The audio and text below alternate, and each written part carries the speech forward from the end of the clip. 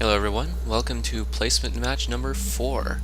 I'm Singularity, playing over here as the blue Zerg, and my opponent is MadMonkeyMan, playing as the red Terran. We're on close spawn positions over on the map Lost Temple. Now, I'm gonna ask someone around here if there's a nice simple way to put an overlay to block this. Google has not been particularly helpful because it just keeps telling me how it's not important.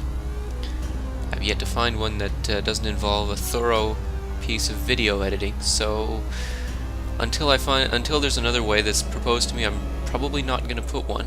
And when I start putting replays that can hide the timer, more recent replays, I'll start doing that. Anyhow, this is the last of the placement matches I could find. I don't know what happened to my 5th one, as I said before, so I won't be able to bring you number 5. I'll tell you at the end of this one what league I ended up in, and well, hey, I don't see what else I can really add to that at that point. So, we don't really have a whole lot going on right now. We've got the Terran player is putting up his barracks at 11 supply. The scouts are both entering each other's bases at about the same time.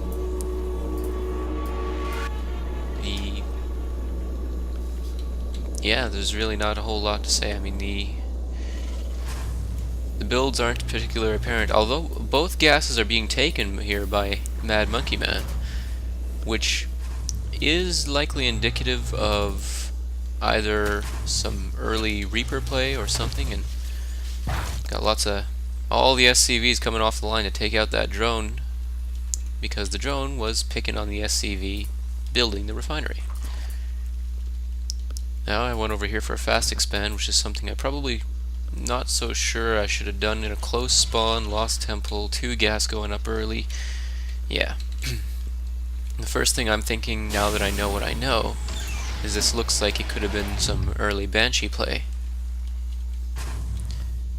Terran's finishing off his wall off, and a 14 hatch 14 pool or 15 hatch 14 pool.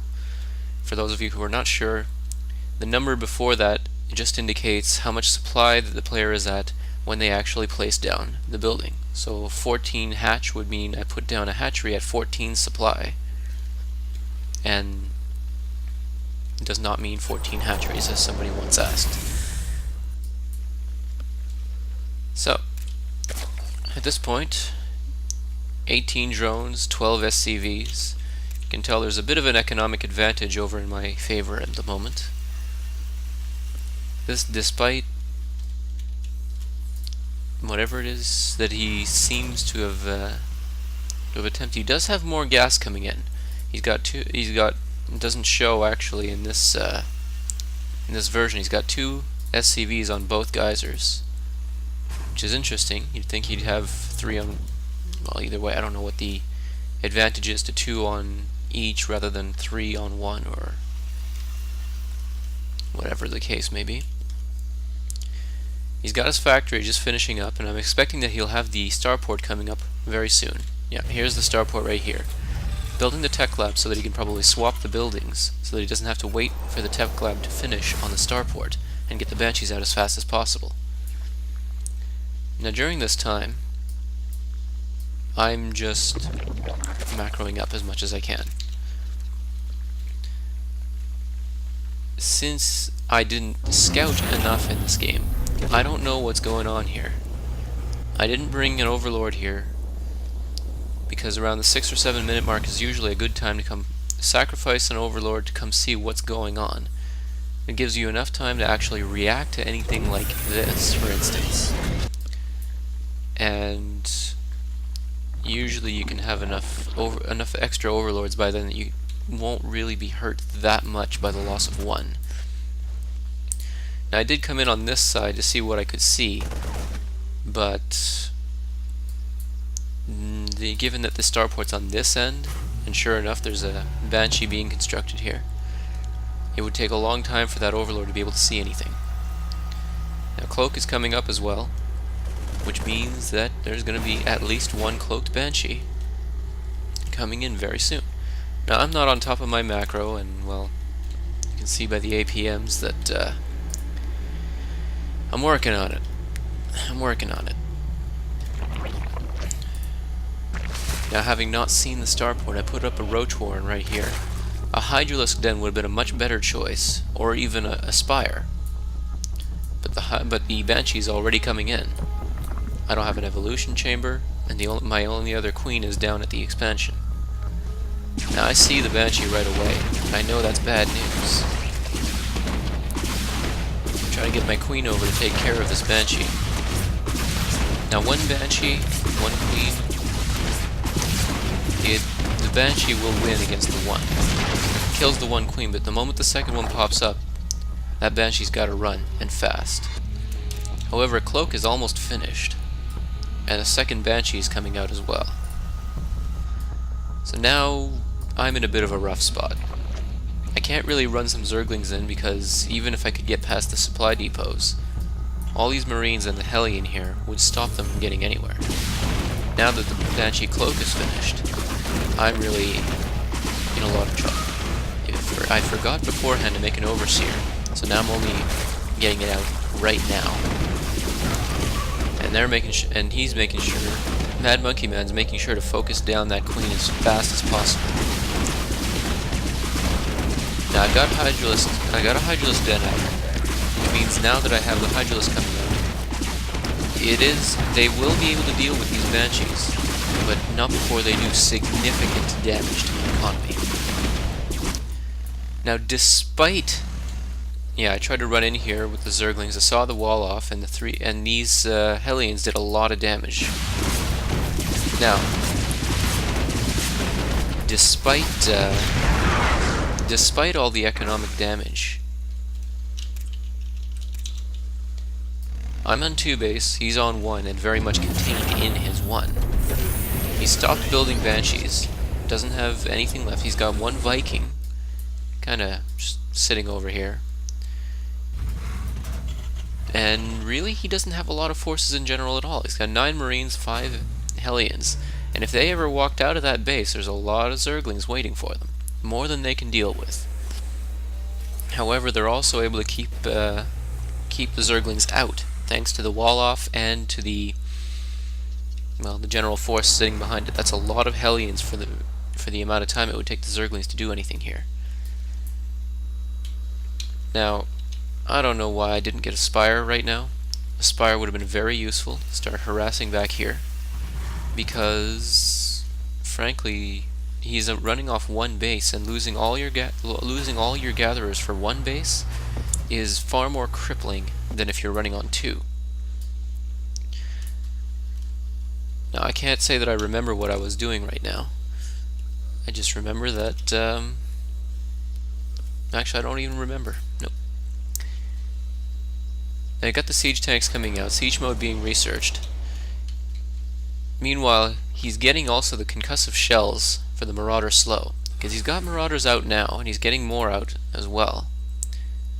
But against Zerglings, the only reason you'd get these is for the slow and to tank, because they, overall, for the amount of time that passes, the Marine will do more damage. And better still, you got all these Hellions here as well.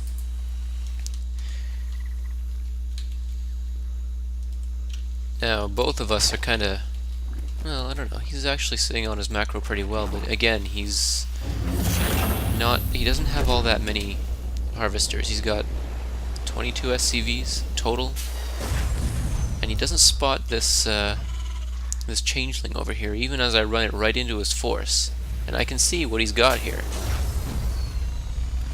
But changelings last a good 2.5 minutes. That's actually really long enough. But because he was here, I could actually see these forces coming out, and I knew that there's no way my Zerglings could take care of that. If I had a couple of Banelings in there, that's another story.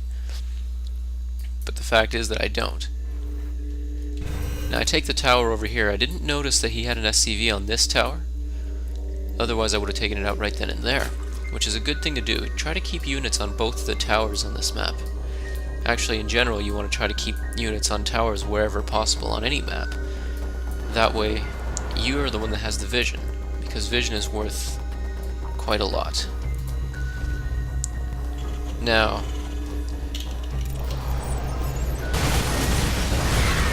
here I try to run the Zerglings by. I actually managed to get past his forces and just run into the mineral line. The problem is, as soon as a single thing starts attacking them, the Zerglings will turn around away from the SCVs and start attacking whatever it is that attacked them. In this case, this one Marauder. Now I quickly notice he doesn't have anything else, but only then he comes in with all the Hellions that have the Infernal Pre-Igniter. At this time it wasn't 6 base damage, it's 8. But it's also 24 against light, which is a lot. Here my Changeling exploded at some point. The timer ran out on him. Now I still haven't done a whole lot of scouting. I got those Zerglings in, but now I'm not keeping an eye on this force here. I also, as you may notice, Roach Hydra, not the kind of composition you want here. The Roaches can easily deal with the Hellions, no question there. And when I see the Hellions in here, I just send the Roaches alone, because I don't want to lose all my Hydras. However, they're dealing some hefty economic damage as well. Now putting me behind him once again. I have Banelings back there. I don't know why I didn't build any at any point. I did not build a single Baneling this whole game.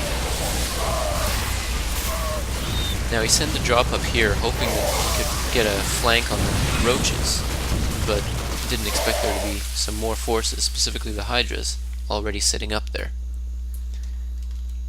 Now, as much as this might have seemed like a good time to counterattack, the tank up here and the tank over here, as well as the planetary fortress, will easily ward off this small ground force. Plus he had advance warning because he kept the SCV on the tower here, something that I still hadn't noticed. And I kept dropping Changelings throughout the game here, and he never really noticed them. Or at least he never actually attacked them. I was able to keep an eye on things up here with that Changeling. But now, with 2 tanks firing on him, with the Changeling I was able to spot the high ground. But I completely underestimated his force or overestimated mine. I lost everything right here.